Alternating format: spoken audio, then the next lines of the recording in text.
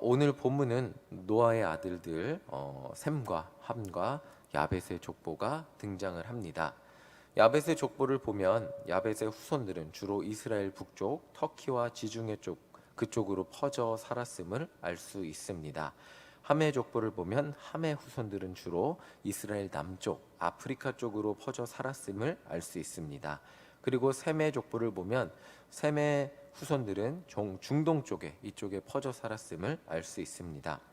우리가 이 족보를 통해 첫 번째로 알 수 있는 것은 하나님은 하나님의 약속을 노아의 자손들을 통해 이루셨다는 것입니다. 창세기 9장을 보면 방주에서 내린 노아의 가족들에게 하나님은 이렇게 약속을 하셨습니다. 생육하고 번성하며 땅에 가득하여 그 중에서 번성하라. 처음 인간을 창조하시며 하셨던 축복을 다시 하셨습니다. 저는 어렸을 때 남자 여자가 결혼해서 사랑을 하면 아이가 생기는 것은 너무나 당연하고 쉬운 일인 줄 알았습니다.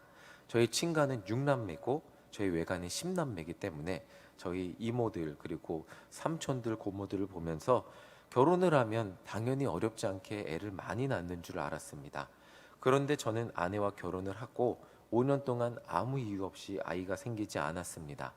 남들을 보면 아이가 결혼하면 당연히 쉽게 생기는 줄 알았는데 저희는 5년 동안 아이가 생기지 않는 것을 경험하면서 생명이라는 것이 하나님의 허락 없이는 생기지 않는다는 것, 한 가정에 생명이 태어난다는 것이 얼마나 귀한 것인지 깨달았습니다. 생육하고 번성한다는 것은 하나님의 축복이 없이는 이루어질 수 없는 것입니다. 성경에서도 반복적으로 한 생명이 태어날 때 하나님께서 태의 문을 여셨다고 말하고 있습니다. 이 말은 새로운 생명이 잉태되고 태어나는 것은 그 가정 가운데 하나님의 창조 사역이 계속 진행되고 있는 것이고 그 자체로 하나님의 축복이 그 가정 가운데 임하고 이루어지고 있다는 것입니다. 그렇기 때문에 지금 창세기에서 말해주는 것은 이 세상 모든 사람들이 하나님께서 만드신 창조물이고 피조물이고 하나님의 축복 가운데 이 모든 과정이 이루어지고 있다는 것입니다. 이 당시 세계의 사람들은 각자 다른 신화를 가지고 있었습니다. 자신들을 만들어낸 신에 대한 스토리를 다 가지고 있었죠. 창세기 기자가 말하고 있는 것은 이 세상 모든 인류는 그 헛된 신화들, 그 신들이 이 세상 민족들을 각자 다르게 만든 것이 아니고 모든 인류는 하나님의 피조물이고 이 세상에 태어난 모든 인류의 생명의 탄생의 이 과정은 하나님의 축복이라는 그 은혜 없이는 태어날 수 없었다는 것을 분명히 말해주고 있는 것입니다. 생육하고 번성한다는 것 자체가 그 자체가 하나님의 손안에 있는 것이고 하나님의 축복이라는 것입니다. 그렇기 때문에 요나가 이스라엘 백성들만 생각하고 아수르에 하나님의 심판의 메시지를 전하기를 원하지 않았을 때 하나님은 니누의 성에 사는 수많은 백성들, 그 백성들을 내가 어떻게 내버려 두겠니? 라고 요나에게 말씀하셨던 것이죠. 창세기에서 말하는 인류와 인간에 대한 이해는 분명합니다. 세상 모두는 노아라는 한 부모로부터 나왔고 이게 따지고 보면 원래는 한 가족이었고 하나님께서 창조하신 피조물이라는 사실입니다. 그렇기 때문에 이것을 오늘날 우리에게 적용한다면 우리가 전도해야 될 이유도 바로 여기에 있다는 거죠. 따지고 보면 우리도 한 가족이라는 것입니다. 저 사람들은 하나님을 믿지 않기 때문에 당연히 나와는 상관없는 사람이 죽어서 지옥 가도 당연한 사람이 아니고 저 사람도 원래로 따지고 보면 그 우리의 같은 핏줄이고 저 사람도 하나님이 만드신 하나님의 축복을 받고 창조된 피조물인데 하나님을 모르고 살아가고 있기 때문에 하나님은 저들을 바라보며 안타까워하시고 하나님께로 돌아오기를 원하시고 있기 때문에 우리는 나아가서 전도해야 되고 하나님께 돌아오게 원래 부모이신 하나님의 품으로 돌아오게 해야 한다는 것입니다. 자, 그리고 이 족보를 통해 우리가 두 번째로 알 수 있는 것은 하나님은 세상 모든 민족의 창조자가 되신다는 이 사실을 우리가 고백한다면 하나님은 이 세상 모든 민족의 주관자가 된다는 사실을 또한 고백해야 한다는 것입니다. 그러니까 이 주제는 구약 성경에서 너무나 많이 반복되고 강조되고 있는 사실이기도 합니다. 이스라엘 백성들이 출애굽할 때 하나님이 이 출애굽할 때 그 애굽의 신들, 애굽의 마술사들, 또 애굽의 왕들과 이렇게 대결을 하십니다.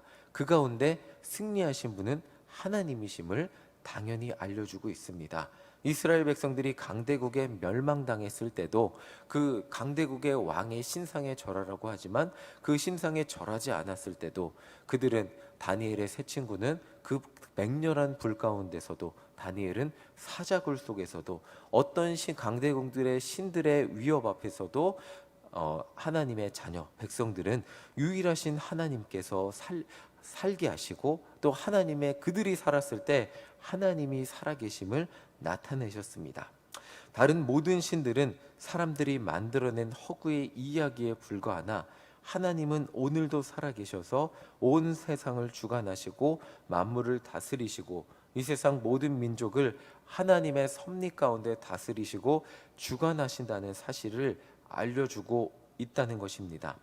후대에 이 창세기를 수없이 많이 읽었겠죠. 이 창세기 이 이스라엘 후손들이 창세기 10장의 족보를 보며 그 대단해 보이는 아수르, 그 대단해 보이는 이집트, 애굽 이런 나라들도 결국 따지고 보면 노아의 후손들이었고 결국 이들이 자신들의 신화와 자신들의 민족의 어떤 자긍심을 자랑하겠지만 결국 이들도 보면 하나님의 창조물이었을 뿐이고 이들도 결국 그렇다면 하나님의 손안에 있는 지금 자신들의 대단함을 강조하지만 결국 그 자신들의 대단함을 강조하는 것보다 더 위대하신 분이 계신데 그분이 바로 이 모든 것을 만드신 하나님 그리고 이 민족들이 하나님의 손안에 있다는 것을 이 족보를 보며 깨닫게 된다는 것입니다. 세상을 이해할 때는 관점이 굉장히 중요합니다. 특히 자라나는 젊은 세대들에게는 너무너무 중요하겠죠. 그냥 지금 젊은 세대들이 이해하듯이 부모 잘 만나면 호의호식하고 또 그냥 평범하게 흙수저로 태어나면 그냥 평생 고생만 한다. 이런 세상의 관점을 이해하고 평생을 살아간다면 세상에 대한 불만과 세상에 대한 불평등을 강조할 수밖에 없지만 중요한 것은 그것을 뛰어넘는 하나님의 손길과 우리 삶을 책임지시는 예수 그리스도를 고백한다면 아무리 불평등해 보일지라도 나는 결국 나의 삶은 예수님께서 책임지시고 그 가운데 나를 행복하게 하시고 나를 자라게 하시고 우리 자녀 내가 나중에 성인이 되어 우리 자녀를 기를 때 그 자녀를 온전히 기르시는 분은 하나님이시기 때문에 나를 하나님께 온전히 맡기고 나의 가정을 맡기실 때 어떤 세상에 잘 나가는 사람보다도 나의 인생은 주님 손안에 있고 나는 주님 손안에서 감사하고 행복한 인생을 살 수 있다는 그 인생의 관점이 있어야 그런 관점을 가지고 세상을 바라봐야 우리는 인생을 행복하고 주님 손안에서 기쁘게 살 수 있게 되는데 이스라엘 백성들이 보기에도 그것이 중요하다는 것입니다. 작은 나라 이스라엘 백성들이 보기에 왜 우리는 이렇게 작은 나라에 태어나고 하나님이 세상을 만드셨다고 하는데 우리는 이렇게 작은 나라에서 강대국들의 괴롭힘과 협박에 떨면서 살아야 하나라는 걱정과 두려움, 이런 불평등이라는 그런 것들의 불평을 가지고 살아가기 쉬울 수 있었습니다. 그들의 신은 강하고 아수르의 신은 강하고 우리들의 신은 하나님이 세상을 만들었다고 하는데 민족은 약해 보일 수 있기 때문이었습니다. 그러나 창세기 구역 성서 전체는 이 세상 그 어떤 왕도 어떤 신도 이기지 못하는 세상을 주관하시는 하나님의 위대하심을 선포하고 있습니다. 아무리 아수르가 지금 보기에 대단해 보여도 그 뿌리를 보면 노아의 후손이었고 그 노아는 하나님이 구원해 주신 사람이고 결국 그 아수르도 자신들이 주장하는 그 대단한 신이 아닌 우리가 믿는 하나님의 손안에 있다는 것을 깨달을 때 바벨론도 페르시아도 이 모든 민족도 하나님의 손안에 있다는 걸 깨달을 때 이스라엘 백성들도 하나님의 섭리 가운데 하나님께서 주관하시는 세상의 모든 계획을 믿고 맡기며 나아갈 수 있게 된다는 것입니다. 오늘 본문을 보며 우리가 깨달아야 하는 것은 홍수 후에 세상의 민족을 이루어 가시는 하나님의 손길입니다. 하나님은 하나님의 축복 가운데 노아의 후손이 번성함으로 이 땅을 가득 채우게 하셨습니다. 그냥 자연적으로 사람이 만나면 사랑을 하고 아이가 생기고 이 땅을 채우는 것 같지만 이 모든 것은 하나님의 창조의 오묘한 섭리 가운데 이루어지고 진행되고 있는 것입니다. 우리가 그 가운데 잊지 말아야 할 것은 하나님께서 세상을 다스리며 창조 사역을 이어가고 계신다는 것입니다.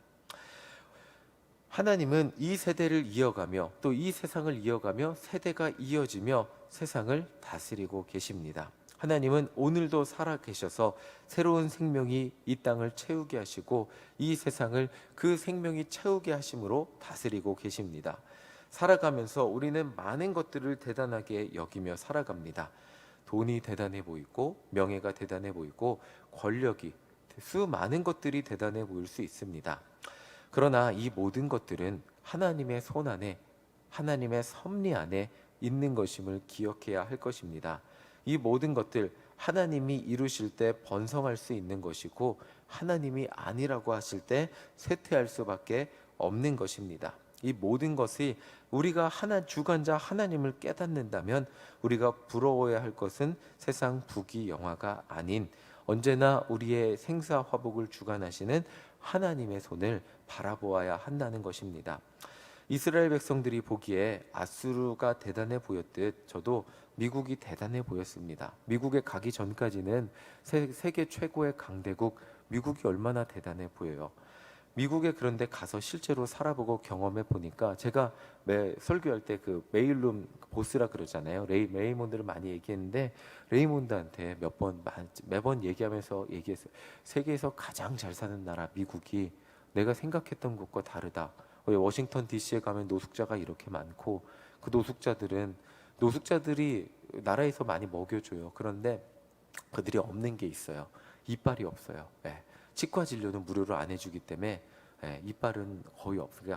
거의 노숙자들은 할아버지 이빨이 돼갖고 이렇게 할머니 잇몸이라 옛날 할머니 잇몸이라 그러잖아요. 그런 모습으로 많이 있어요. 왜 그러고 영화 보러 갔다 총에 맞아 죽고 왜 세계 최대 강대국이 밤에는 내 마음대로 돌아다니지도 못하냐. 그리고 심지어 이렇게 옛날에는 내비게이션이라 그러잖아요. 차 유리창에 내비게이션을 붙이고 다닐 수가 없어요. 그게 붙어 있으면 흑인들이 이렇게 유리창을 이렇게 팔꿈치로 깨죠. 다 깨고 그걸 딱 빼가 갖고 그건 항상 내비게이션이나 주요 물품은 차 유리창 밖에서 볼 때 보이지 않게 어디다 숨기고 들어가야 돼요. 세계 최고의 강대국이 내가 살아오던 한국보다 더 무섭다라고 이야기하면 그 사람은 자기가 살아온 미국이니까 뭐 기분 별로 안 좋아하기도 하고 인정하기도 하고 여러 가지 이야기를 했습니다. 미국이 겉으로 볼 땐 대단해 보이고 세상에서 가장 행복한 나라처럼 보이지만 살아보고 경험을 해보니까 저는 한국이 좋았습니다. 다 사람 사는 곳이었고 참 한국이 하나님의 축복을 많이 받은 나라라는 것을 깨달을 수 있었습니다. 미국 사람들이 가장 많이 자랑하는 게 우리나라는 대중교통이 너무 좋아. 막 뉴욕도 자랑하거든요. 막 지하철도 10분에 한 대씩 오고 막 버스도 10분에 한 대씩 있어. 어디든 갈 수 있어. 에브리웨어 막 그런데 야 한국은 버스가 5분에 한 대와 막 자랑하면 믿지를 않아요. 그러면 이제 그 친구들 중에 미국 사람이 생각보다 친구들 중에 한국에서 영어 가르치다가 돌아온 친구들이 제법 있어요. 그러면 야 진짜야 한국에는 버스가 진짜 에브리웨어 더 많아 막 이러면서 막 이야기하고 그러긴 했는데 세상 모든 것 되게 대단해 보이고 화려해 보는 것 자랑하며 쫓아가 살아갈 수 있겠지만 미국이라는 그 화려함 속에는 화려함 보이는 그 뒤쪽에는 보이지 않는 어려움이 있다는 것을 언제나 깨닫게 됩니다. 일신교회 와서도 저는 일신교회 왔을 때 이 남대문 시장의 왁자지껄함, 신세계백화점의 대단함, 제가 그런 것만 봤는데 이 회원동 안쪽에 보니까 또 한두 분 살아가는 분들의 인생이 보이고 그분들의 인생이 보이면서 그분들이 살아왔던 주름들이 보이기 시작했습니다. 세상에 보이는 그 화려함을 쫓아 우리는 따라가지만 그러나 사람이 살아가는 한 곳 한 곳을 바라보게 되면 또 그곳에 인생이 있고 살아온 인생의 어려움과 눈물이 있는 것을 바라보게 됩니다. 화려함을 쫓아 살아가지만 그 화려함이 전부가 아니라는 것을 수없이 많이 깨닫게 됩니다. 우리가 바라보아야 될 것은 그 인생의 화려함이 아닌 우리의 인생을 언제나 주관하시고 계시는 하나님의 손길임을 깨달아야 할 것입니다.